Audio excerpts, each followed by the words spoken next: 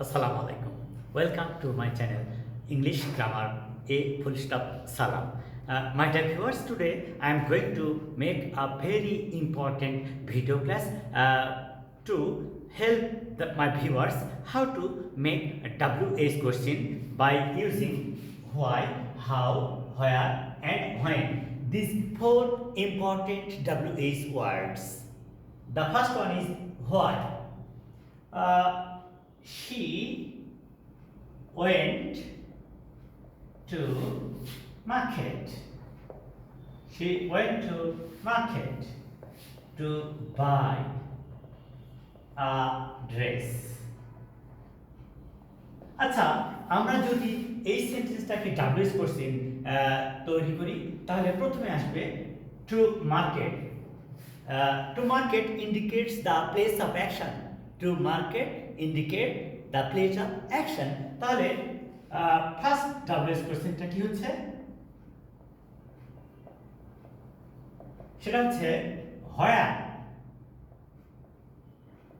where did she go to buy a dress? Where did she go to buy a dress? এখানে আমরা যদি জানতে চাই the place of action, মানে একটা কিছু ঘটছে, একটা কিছু হচ্ছে বা হয়েছিল, ঘটেছিল কোথায়, এই যে কোথায়, এই দ্য প্লেস অফ অ্যাকশন, এইটা জানার জন্য হোয়ার দ্বারা ডাব্লিউএস কোশ্চেন হবে. তাহলে দ্য প্লেস অফ অ্যাকশন বোঝালে এটা চিহ্নিত করার জন্য হোয়ার দ্বারা ডাব্লিউএস কোশ্চেন হবে. আর আরেকটা বিষয় ইম্পর্টেন্ট, সেটা হচ্ছে কি subject she, verb finite verb VI, এটা ফাইনাইট ভার্ব, ওয়েন্ট গো এর পাস্ট ফর্ম ওয়েন্ট. তাহলে আমরা সিম্পল পাস্ট টেন্সকে যখন ডাব্লিউএইচ কোশ্চেন বা ইন্টারোগেটিভ সেন্টেন্স তৈরি করব তখন কি করব, যে এই সাবজেক্টের পূর্বে ডিড ব্যবহার করব, সাবজেক্টের পূর্বে ডিড ব্যবহার করব এবং ভার্বের বেস ফর্ম, ওয়েন্টের বেস ফর্ম হচ্ছে গো. তাহলে এই সেন্টেন্সটা বুঝতে একদম সহজ, সিম্পল পাস্ট টেন্স, তাই সাবজেক্টের পূর্বে ডিড আর ভার্বের বেস ফর্ম, আর প্লেস অফ অ্যাকশন হোয়ার দ্বারা ইন্ডিকেট করা হলো. এবারে দ্বিতীয়টা টু বাই. আচ্ছা, পৃথিবীতে প্রতিটা মানুষ কাজের একটা উদ্দেশ্য থাকে, কারণ থাকে. এই উদ্দেশ্য এবং কারণ সম্পর্কে জানতে চাওয়া হলে হোয়াই দ্বারা ডাব্লিউএস কোশ্চেন হয়. যেমন এটা to why did she go, why did she go to market? সে কেন বাজারে গিয়েছিল? why উত্তর to buy a dress. why did she go to market? কেন তিনি বাজারে গিয়েছিলেন? উত্তরটা হচ্ছে টু বাই আ ড্রেস. তাহলে আমরা এখানে কিভাবে বুঝবো? আমরা বুঝবো যে যদি কোনো কাজের উদ্দেশ্য বা কারণ সম্পর্কে জানতে চাই, যদি কোনো কাজের the purpose of action or the cause of action, the purpose of action or the cause of action, এইটা নিয়ে যদি আমরা কাজ করতে চাই তাহলে হোয়াই দ্বারা ডাব্লিউএস কোশ্চেন হবে. আর টেন্স একই, সিম্পল পাস্ট টেন্স, এটার আর ব্যাখ্যার প্রয়োজন নেই. এরপরে যেটা আসতেছে সেটা হচ্ছে যদি কেউ বলে he goes to school, he goes to school regularly.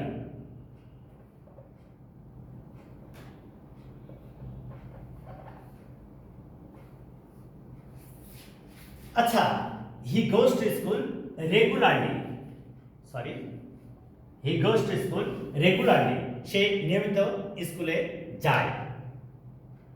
তাহলে রেগুলারলি how ডাব্লিউএস কোশ্চেনটা কি হচ্ছে তাহলে? how often does he go to school? এই যে কতবার বা কিভাবে, হাউ অফেন, এটা দ্বারা বুঝাবে একটা কাজ হচ্ছে কিভাবে হচ্ছে। যদি দূরত্ব হয় তাহলে কত দূরে, যেমন এরকম হবে, দেখো how far is nature, how far is nature from Rajshahi, how far is Natore from Rajshahi. যদি কতবার হচ্ছে তাহলে হাউ অফেন, কত দূরে হাউ ফার, কত উঁচু হাউ হাই, কত গভীর হাউ ডিপ, কত দৈর্ঘ্য হাউ লং, কত প্রস্থ হাউ ওয়াইড। এই যে এভাবে হাউ দ্বারা বিভিন্ন কাজের ধরন, প্রকৃতি, অবস্থা প্রকাশ করে। তাই একটা কাজ কিভাবে হচ্ছে, কতবার হচ্ছে, কেমন করে হচ্ছে, কত দূরে হচ্ছে, কত দৈর্ঘ্য, কত প্রস্থ, কত উচ্চতা, কত গভীরতা, এই সব কিছু জানার জন্য হাউ ব্যবহার করা হয়। আচ্ছা, আমি একটা মানুষের বয়স সম্পর্কে জিজ্ঞাসা করব, how old are you, how old are you, আপনার বয়স কত? আমি একজন ফ্রেন্ড আছে, তাকে জিজ্ঞাসা করব, হাউ আর ইউ, তুমি কেমন আছো? হাউ আর ইউ, তুমি কেমন আছো? তাহলে আমরা এখানে একদম সহজে বুঝতে পারলাম যে হাউ দ্বারা অনেকভাবে অনেক চমৎকার করে সেন্টেন্স তৈরি করা যায়। একদম ইজিলি হাউ ব্যবহার করে আমরা সেন্টেন্স তৈরি করতে পারছি। এখানে একটু ছোট্ট কথা বলা দরকার যে এখানে হি গোজ সিম্পল প্রেজেন্ট টেন্স, এটা এই প্রেজেন্ট ইনডিফিনিট টেন্স, একে যখন ইন্টারোগেটিভ সেন্টেন্স বা ডাবলএস কোশ্চেন করব তখন সাবজেক্টের পূর্বে যাবে ডাজ, আর যদি subject first person, second person বা প্লুরাল নাম্বার হতো তাহলে হতো ডু। আর প্রেজেন্ট টেন্স হোক আর পাস্ট টেন্স হোক, ইন্টারোগেটিভ সেন্টেন্স করলে সাবজেক্টের পরে ভার্বের বেস ফর্ম হয়।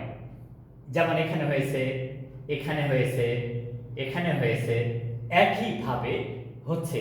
আর যদি বি ভার্ব থাকে am, is, are, was, were, তাহলে সেই বি ভার্বটা সাবজেক্টের পূর্বে যাবে। তাহলে এভাবে আমরা ডাব্লিউএস কোশ্চেন তৈরি করতে পারবো। এরপরে বলা হচ্ছে হোয়েন, এরপরে বলা হচ্ছে হোয়েন। তাহলে এটা অনেক সহজেই ব্যবহার করা যায়। হোয়েন একটা কাজ হচ্ছে কখন, একটা কাজ হচ্ছে সে কাজটা কখন হচ্ছে। যেমন এভাবে they visited, they visited Cox's Bazar